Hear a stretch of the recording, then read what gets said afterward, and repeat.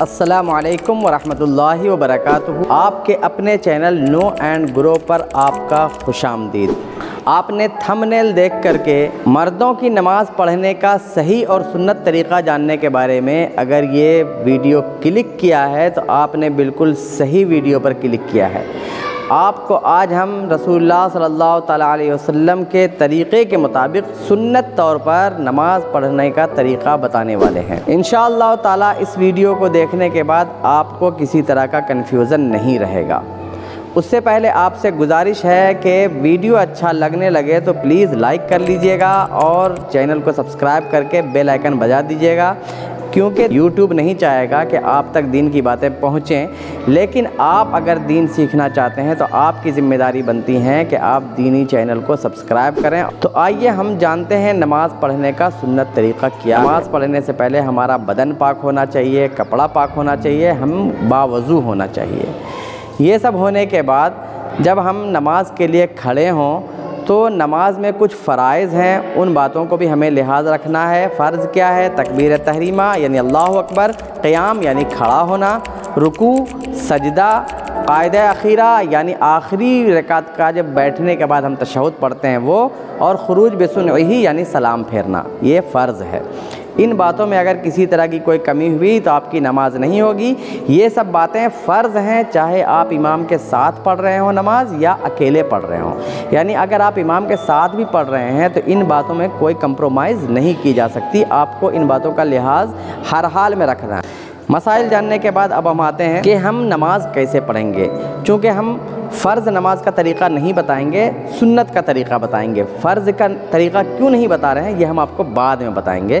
فی الحال ہم سنت مان لیجئے کہ آپ کو 2 رکعت سنت نماز پڑھنی ہے تو آپ کو سب سے پہلے 2 رکعت سنت نماز کی نیت کرنی ہے۔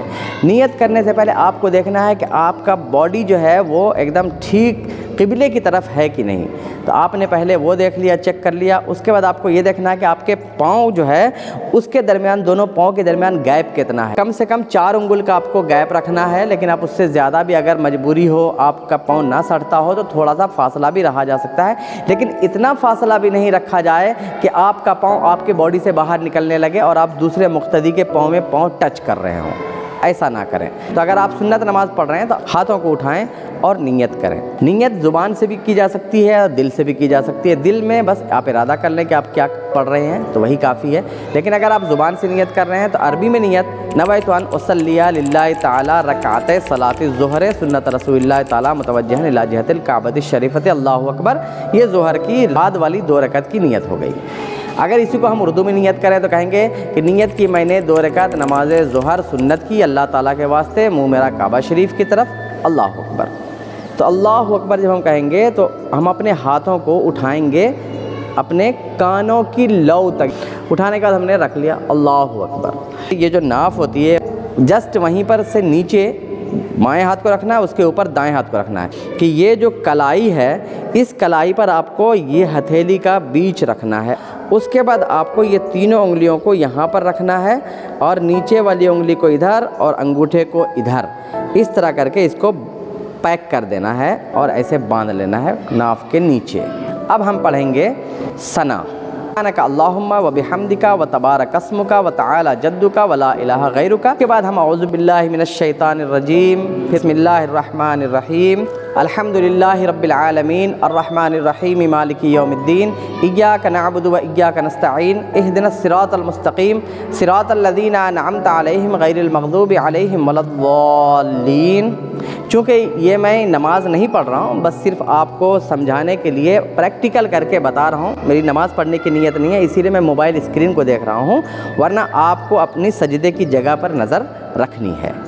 پھر اس کے بعد پھر بسم اللہ الرحمن الرحیم پڑھیں اور کوئی ایک سورہ آپ کو ملانی ہے۔ بسم اللہ الرحمن الرحیم، اذا جاء نصر اللہ والفتح ورأيت الناس يدخلون في دين الله افواجا فسبح بحمد ربك واستغفره انه كان توابا۔ اس کے بعد اللہ اکبر کہتے ہوئے ہمیں رکوع میں جانا ہے۔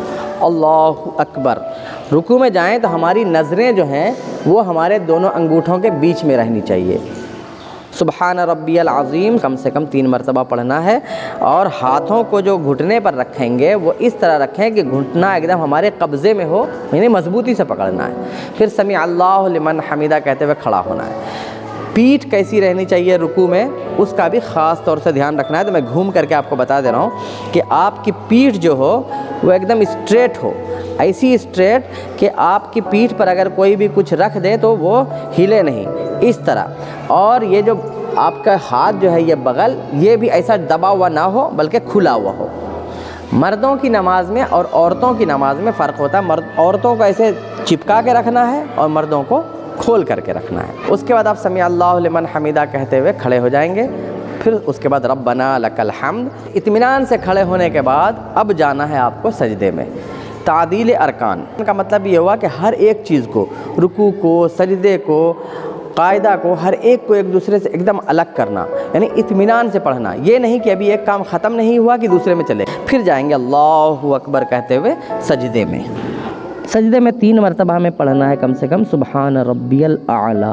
सजदे की हालत में आपके पाँव की उंगलियां इस तरह होनी चाहिए कि ये कम से कम एक अंगूठा दोनों पैर का लगाना फ़र्ज़ है, 3 उंगलियों को लगाना वाजिब है और 5 उंगली लगाना सुन्नत है। तो हम कोशिश ये करें दोनों पाँव की 5 उंगलियां सजदे की हालत में हमारी जमी हुई होनी चाहिए। लेकिन उंगली लगाना ये ऐसे खड़ा नहीं रखना है, बल्कि उंगली का पेट लगाना ये वाजिब या फ़र्ज़ या सुन्नत है।